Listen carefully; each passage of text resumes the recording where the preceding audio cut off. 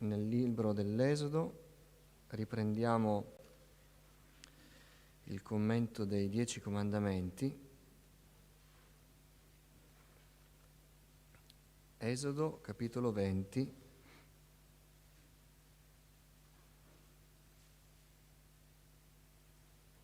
Questa sera vediamo il quinto comandamento,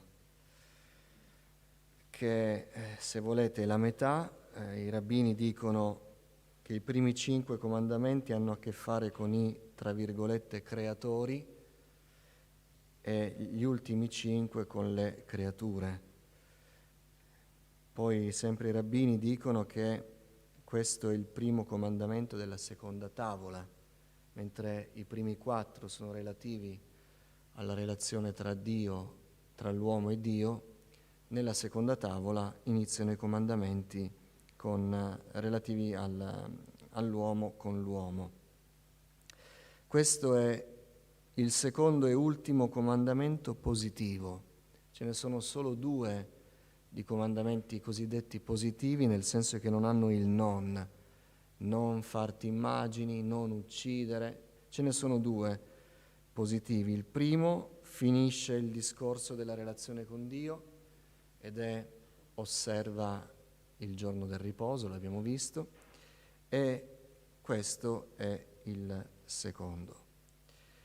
Esodo 20, capitolo 20, verso 12. Onora tuo padre e tua madre, affinché i tuoi giorni siano prolungati sulla terra che il Signore, il tuo Dio, ti dà. Onora tuo padre e tua madre. Non facciamo uno studio, non approfondiamo molto, anche se ci sarebbe tanto da dire, ma è così chiaro questo comandamento.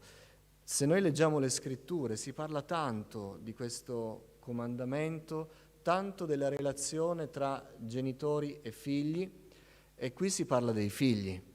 Qui il comandamento è rivolto ai figli, e siamo tutti figli. Non tutti nella volontà di Dio possono essere genitori, ma tutti sono figli. Quindi questo riguarda tutti noi. Ed è, dicevo, citato più volte, ma se voi leggete poco più in là, anche solo la pagina dopo, il Signore riprende questo comandamento. Nel capitolo 21 dice: chi percuote suo padre o sua madre deve essere messo a morte.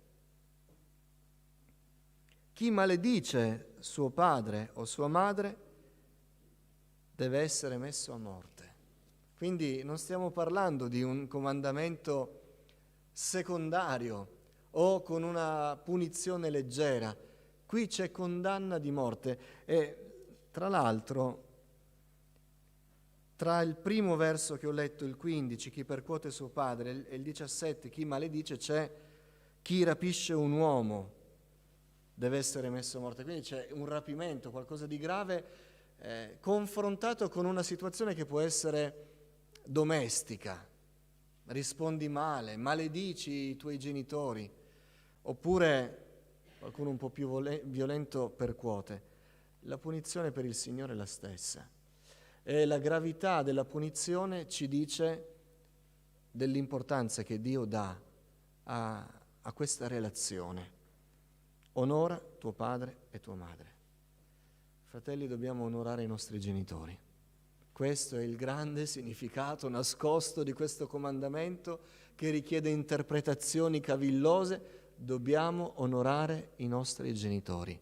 Attenzione, probabilmente, e i commentatori sono abbastanza d'accordo tutti su questo, qui il comandamento si riferisce ai figli adulti, perché nella cultura di quel tempo, tutto sommato, i figli piccoli già ubbidivano ai genitori, onoravano i genitori, perché c'era una cultura patriarcale. I genitori avevano un'autorità che è molto più dura di quella che noi possiamo concepire nei tempi nostri.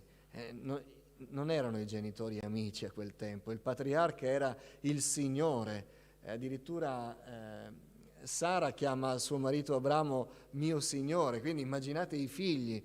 Quindi non si sta parlando tanto dei ragazzini o dei bambini che devono ubbidire.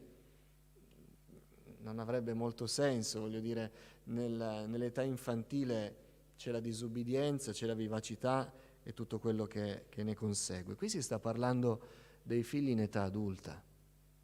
Gesù cita questo comandamento quando svergogna i farisei dicendo: voi demolite il cuore della legge.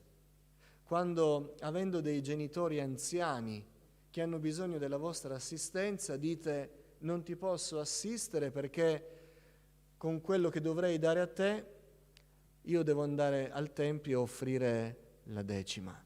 E il Signore Gesù dice: voi avete perso davvero il cuore della legge di Dio. Voi dovevate occuparvi dei vostri genitori. Paolo cita questo comandamento e dice che è il primo comandamento con promessa, e questo ci piace. Il Signore dice: affinché i tuoi giorni siano prolungati sulla terra che il Signore, il tuo Dio, ti dà. Non mi dilungo molto, fratelli, però il cuore di questo comandamento è così chiaro che ce lo dobbiamo prendere così com'è e farlo cadere sul nostro cuore e farlo diventare un peso per la nostra vita. Noi dobbiamo onorare i nostri genitori, li dobbiamo onorare, li dobbiamo rispettare e ci dobbiamo prendere cura di loro. Questo è il comandamento del Signore. È responsabilità nostra. Viene l'età adulta, poi arriva l'età dell'anzianità e non è tutto così facile. Noi lo stiamo vedendo con l'attività della Casa Famiglia e davanti ai nostri occhi tutti i giorni. Comprendiamo che non è tutto così facile. Addirittura c'è, ma credo che sia naturale, la cecità degli anziani nel rendersi conto che non sono più quello che erano 40 anni prima. Non è una loro colpa. Io ogni tanto me la faccio questa domanda: quando io sarò anziano, mi renderò conto che non sarò più capace, non potrò più fare quello che facevo prima? E vedendo negli anni tanti anziani, vedo che non ci si rende conto che forse non si ha più la forza di prima. Ma Dio è un Dio che provvede e incarica i figli di prendersi cura. Noi possiamo interpretare in questo modo il comandamento perché Gesù lo spiega così. Gesù dice: voi vi dovevate prendere cura dei vostri genitori, dice in Matteo. Quello con cui potrei assisterti è dato in offerta a Dio e non è più obbligato a onorare suo padre e sua madre. Quindi Gesù interpreta in questo modo l'onorare, il prendersi cura, l'assistere. Deve essere la nostra responsabilità. Fratelli, sorelle, figli. Dobbiamo onorare i nostri genitori. Li dobbiamo amare e dobbiamo avere un peso per prenderci cura di loro. La sorella prima diceva che tante volte la nostra vita in realtà è vissuta per i nostri progetti, per noi stessi. Noi viviamo per noi stessi, anche quando vestiamo quello che facciamo di bontà, di fede, di timore di Dio, ma in realtà noi perseguiamo i nostri obiettivi e i nostri vantaggi. Forse questo ci insegna a essere umili, perché prendersi cura dei nostri genitori, onorarli, ci costringe a sacrificare i nostri piani, i nostri obiettivi. Rinunciare per onorare quelli che ci hanno dato la vita, che hanno contribuito, collaborato col Signore per darci la vita. Oggi qualcuno nel nostro tempo usa le parole che la Bibbia già scrive. Ovviamente chi le usa non la conosce. Quando alcuni figli se la prendono con i genitori perché li hanno messi al mondo. La parola di Dio dice: non dirai perché mi hai messo al mondo. Perché la vita è il dono di Dio e i nostri genitori hanno collaborato nel piano di Dio in questo e noi vogliamo avere questo peso. Mentre meditavo questo comandamento, e chiudo davvero, poi preghiamo, pensavo però a chi i genitori non ce li ha più. E dicevo, ma questo comandamento li svincola quando i genitori vengono chiamati a casa, se sono credenti. In realtà non è così, perché qui viene la benedizione del comandamento. Onora tuo padre e tua madre affinché i tuoi giorni siano prolungati sulla terra che il Signore, il tuo Dio, ti dà. Il corrispondente comandamento che noi abbiamo nel Deuteronomio, dove viene ripetuto, dice: onora tuo padre e tua madre come il Signore, il tuo Dio, ti ha ordinato affinché i tuoi giorni siano prolungati e affinché venga a te del bene sulla terra che il Signore, il tuo Dio, ti dà. Qui non sta parlando il Signore soltanto del bene personale e individuale di chi rispetta il comandamento, ma Dio sta parlando di una continuità rispetto alla terra che Lui ha dato al suo popolo. Il bene sarebbe arrivato nella terra che il Signore ti ha dato. Il Signore sta dicendo in pratica, se tu onori tuo padre e tua madre, il bene che verrà dal rispetto di questo comandamento è un bene che va oltre te, è un bene che è garantito nella terra promessa, nel luogo della promessa, lì dove ovunque tu guardi tu puoi sapere che io adempio le mie promesse. E quindi ci parla non solo dei genitori, ma ci parla anche dei figli, ci parla del futuro. E in che modo però? In che modo si può rispettare questo comandamento chi però non ha più i genitori? Beh, questo comandamento ci insegna a rispettare i ruoli.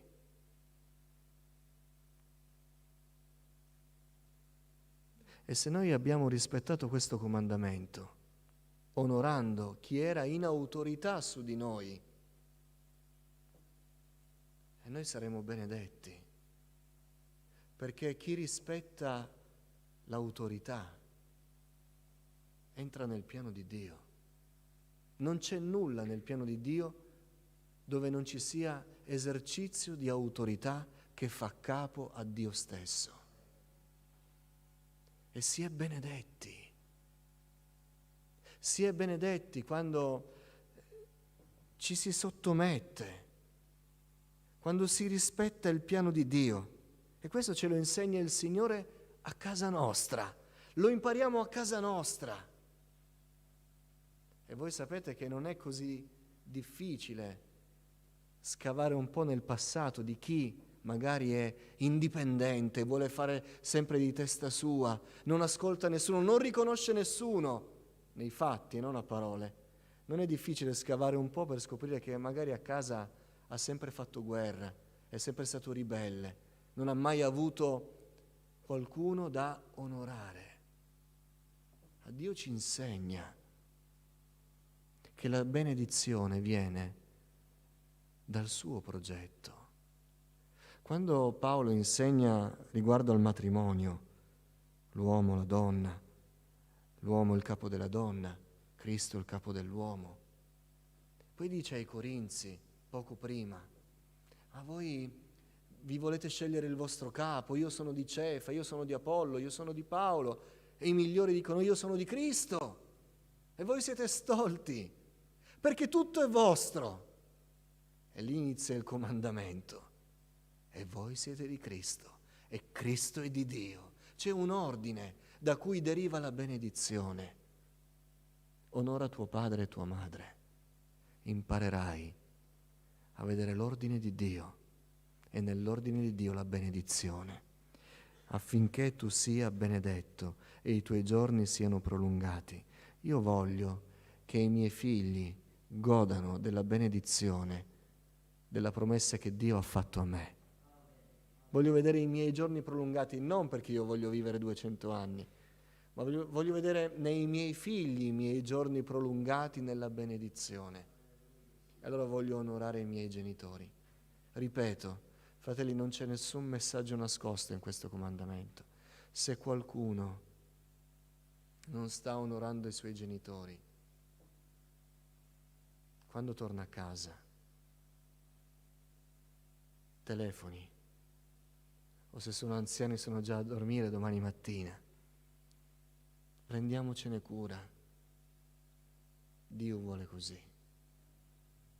Dio vuole così.